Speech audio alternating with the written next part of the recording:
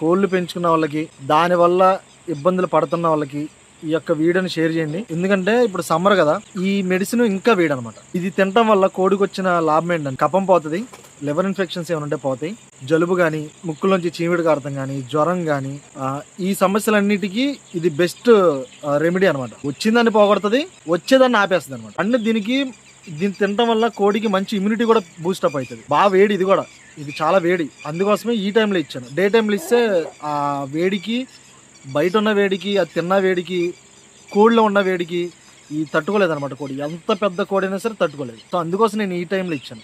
దీంట్లో మిరియాలు, వాము, వెల్లుల్లిపాయ, సొంటి, ఈ 4 కూడా చాలా వేడి వస్తువులు. అలాగే ఇవి ఉండటం వల్ల ఏమవుతుందంటే బాడీలో మంచి ఎనర్జీని బూస్టప్ చేస్తుంది.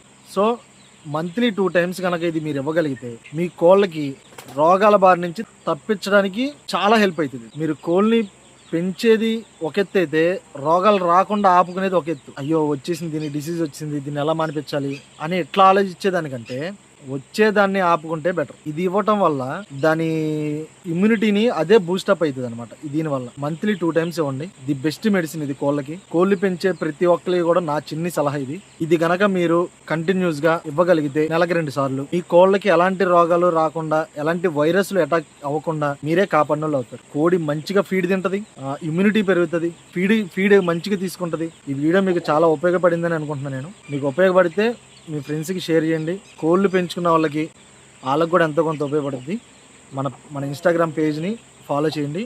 ఇంకా మంచి అప్డేట్స్ ఇస్తాను. Thank you so much.